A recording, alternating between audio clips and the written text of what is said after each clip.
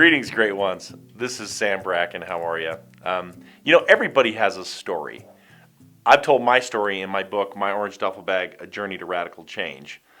But you have a story, and your friends have stories, and stories are very, very important because we all have experiences in life that are common. We all feel joy. We all feel sadness. We all have achievement. We all have disappointment. And it's in sharing our greatest achievements, our greatest sorrows with one another that life becomes different. But you really don't know about a person's story until you take time to listen to them, to understand them, to accept them without judgment, to love them, to see them for what they could be. And this is hard at times because of our own personal agendas or how we're feeling. But if you can take a moment and stop and really get lost in the world of someone, to understand their lives more, your life can be greatly blessed. So I talk all the time, and a lot of times as I speak, I'm telling my story. And afterwards, I get three responses, from people. I get this, hey, my life wasn't as bad as yours, but here's what I learned.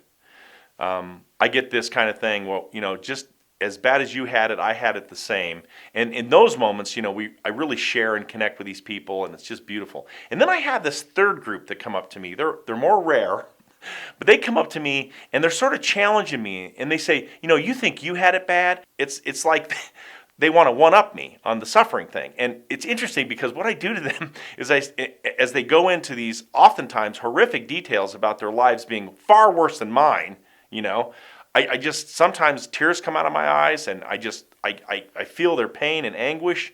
And as soon as I can collect my thoughts, I grab the first inanimate object I can grab, and I give it to them. Like, oh, here you go. Here's a pen. Here you go. Here's a pen. And they're like, what's this? I'm like, it's the trophy. They're like, what do you mean the trophy? I mean, it's like the trophy that says, your life sucks worse than mine. And they're like, what? Yeah, you had it far worse than mine. There's 7 billion people in this world, and bad things happen to good people every day, and you obviously had worse things happen to you than I did in my life, so you get the trophy. And sometimes it's the first time anyone's ever challenged them on this stuff. They're like, oh, wow. And they sort of taken back a little bit. And I say, can I ask you a question? They say, sure. I say, what are you going to do about it? They're like, what do you mean? I'm like, what are you going to do about it? Bad things happen to everybody. Choice is yours. Are you going to learn from it? Gain empathy from it, help others because of your suffering? Or are you going to be bitter, have a chip on your shoulder, let it canker in your soul? Because it will lead in two entirely different directions. And they sit there and they're like, wow, I just learned something significant. And that's always fun. But let me talk to you about the people who come up to me and they say, my life wasn't as bad as yours, but, and then they tell the learnings. Oftentimes, people who have like normal upbringings, with, not a lot of trauma, make the mistake of thinking their life has been easy or a bed of roses. And I'm here to tell you that even if you've had, solid parents with a good upbringing and great experiences in your life, you still have problems. You still have suffering. You still experience disappointment. We all do.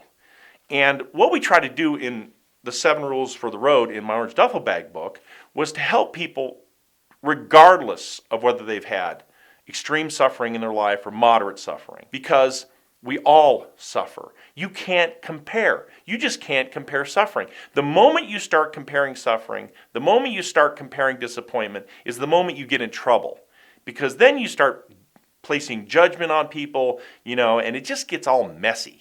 The truth is, regardless of your skin color, regardless of how much money you make, or whether you come from a well-established family, or whether you're like a dope-smoking hippie kid, like dirtbag kid, like raised in the, on the fringes of the mob and motorcycle gang members in Las Vegas like I was, it really doesn't matter. Everybody suffers. Everybody has pain. It's what we do with that pain that makes all the difference. So what I want to encourage you to do is get your story out. Get it down. Get a recorder.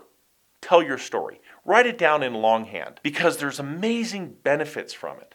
On any journey, it's always good to check where you're at, because if you want to go somewhere fabulous and do remarkable things, you got to sort of have a beginning, a middle, and an end.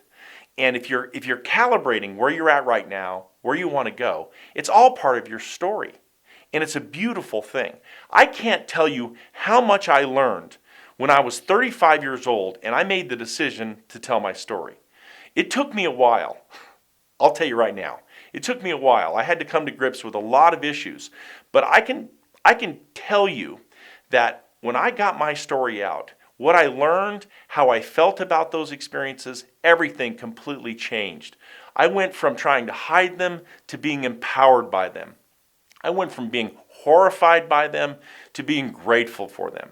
So as you get your story out, as you tell your story, you can do it with videos, you can do it with poetry, you can do it any way that you want. But as you get your story out, it blesses your life and the lives of others. That's the main message today. My request of you is to tell your story and tell it with all the passion and enthusiasm and excitement that you possibly can.